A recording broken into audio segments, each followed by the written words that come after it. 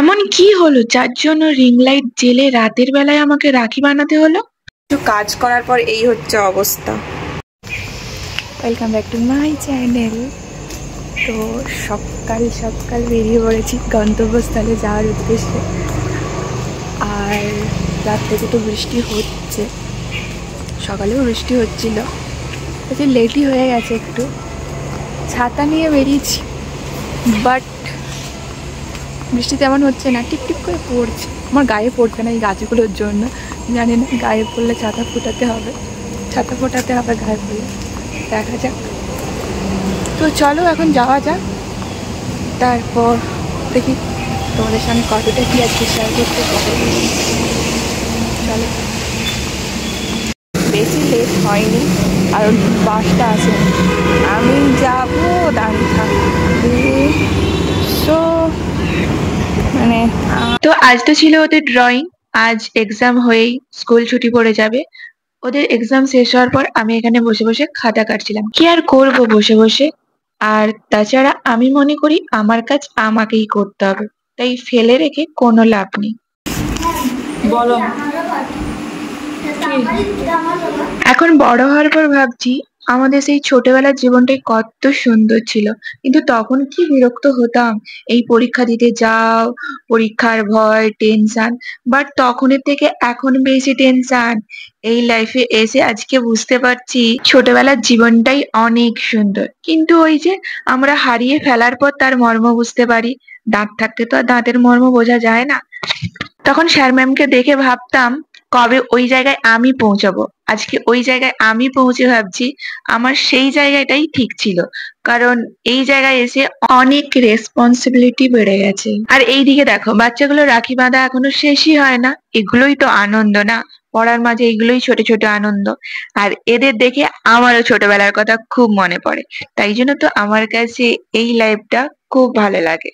ওই যে সবার মনে একটাই প্রশ্ন না, স্কুলে পড়ি আর আমি ক টাকা পাই, তার থেকে ঘরে বসে থাকাই ভালো। আরে এটা করে যেটা পাই সেটা তোমাদেরকে বোঝাতে পারবো না, তোমাদের সেই বোঝার ক্ষমতাই নেই।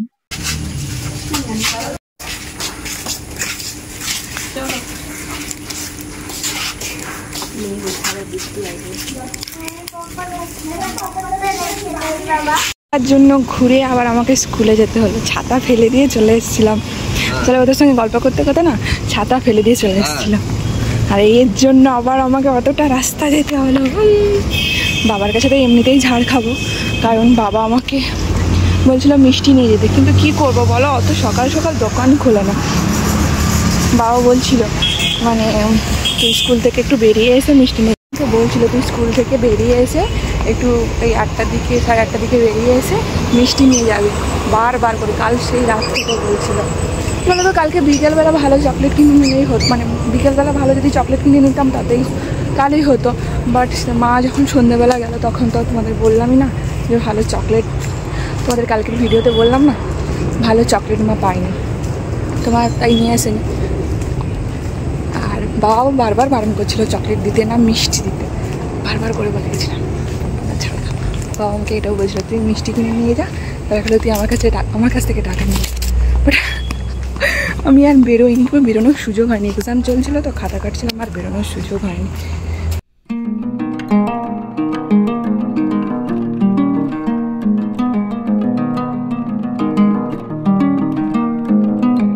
আসবে নাকি গো, এত সকাল সকাল রান্না হয়েছে।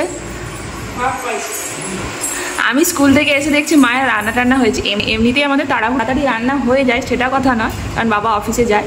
এখন আমরা ভাই বোন 10টার সময় না বেরোলেও আমার বাবা তো অফিসে যায়, তাড়াতাড়ি রান্না হয়ে যায়। তালের পুর পিঠা করবো, তালের পুর পিঠা করো তো, সব রান্না কমপ্লিট।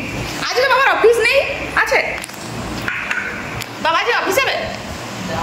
তো মা এখানে কৌটো নিয়ে এসছে চিকেন তুলে রাখার জন্য, একটা স্যারের বাড়িতে পাঠানোর জন্য, একটা কাকিমাদের বাড়িতে পাঠানোর জন্য। তো মা এখানে কাজগুলো করুক, আমি আমার কাজগুলো গুছিয়ে রেখে তালের পাখিটা বের করে রেখে দিলাম। আর হ্যাঁ, এখানে একটু চকলেট খাচ্ছিলাম, অনেকদিন পরে আজকে চকলেট খেলাম। আমি চকলেট খেতে একদমই ভালোবাসি না, তো মিঠি চকলেটের প্যাকেটগুলো কাটছিল, আমি সেখান থেকে ভেঙে একটু নিয়ে টেস্ট করলাম। আর হ্যাঁ, এই চকলেটটা আমার ভালো লাগে মোটামুটি খেতে।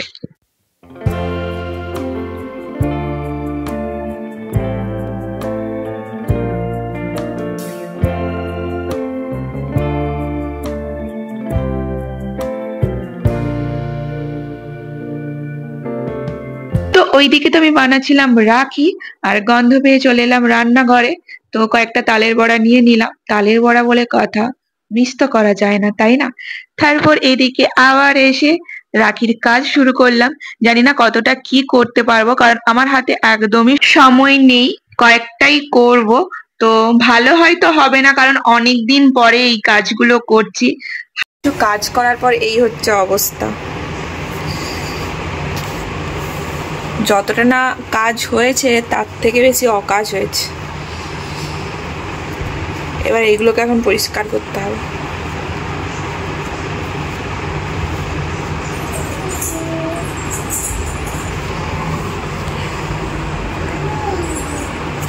এত কিছু জিনিস নিয়ে বসছিলাম, কারণ কি বানাবো কোনো আগে থেকে ভাবনা চিন্তা করে বসিনি।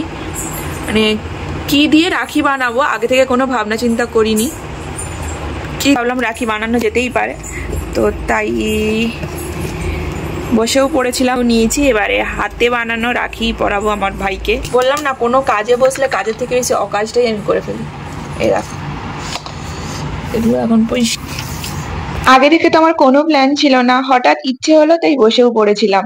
আর এইদিকে আমার একটা পার্সেল এসছে, মা এনে দিল পার্সেলটা। শুধু এই কয়েকদিন পার্সেল আসতেই আছে আসতেই আছে, এখনো আসবে, এখনো পার্সেল আসা বাকি আছে। সামনেই তো পুজো, আর বেশি লেট করে তো লাভ নেই। এবার তো অর্ডার করে। এমন কি হলো যার জন্য আমাকে রাতে রিং লাইট জেলে রাখি বানাতে হচ্ছে? ওই যে আমি এবারে ভেবেই নিয়েছিলাম যে যত যাই হোক, এবারে আমি হাতে বানানো রাখি ভাইকে পরাবো।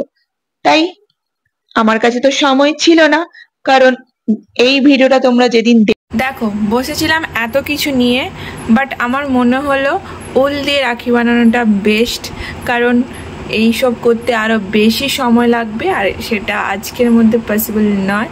তার জন্য আমি উল দিয়েই যে কয়েকটা রাখি বানিয়েছি উল দিয়েই বানিয়েছি। তো অনেক দিন পরে এরকম হাতের কাজ করছি, তো মানে প্রচুর সময় লাগছে আমার, প্রচুর। ভাবছিলাম হয়তো অন্য কিছু করব, বাট ক্লে দিয়ে করব ভাবছিলাম। ক্লেও নিয়েছিলাম, কালার করবো ভাবছিলাম কিছু একটা। কাগজের থেকে আমার মনে হয় উল দিয়ে করাটা বেটার, তাই উল দিয়ে করলাম। ক্লে দিয়ে করলেও করা যেত, বাট আমি যেহেতু আগে কখনো ক্লে দিয়ে কিছু বানাইনি, তাই জন্য ভীষণ ভয় লাগছিল কি হবে না হবে। আর আমার কাছে সময়ও তেমন নেই, হুট করে মনে হলো তাই নিজের হাতে রাখি বানালাম, আর নিজের হাতে রাখি বানিয়েই পরাবো। খারাপ হোক ভালো হোক নিজে বানিয়েছি, এটাই। সকাল থেকে ঘুম থেকে উঠেছি, স্কুল যাওয়া, পড়ানো, নিজের পড়াশুনো, টুকিটাকি কাজ সামলে রাখি বানানো। ভাবছিলাম এই রাত্রেবেলা বসে অন্য কোনো ডিজাইন বানাবো বা ক্লে দিয়ে কিছু বানাবো। তো প্রথমত ক্লে দিয়ে বানানোর চেষ্টা এই কারণেই করিনি, কারণ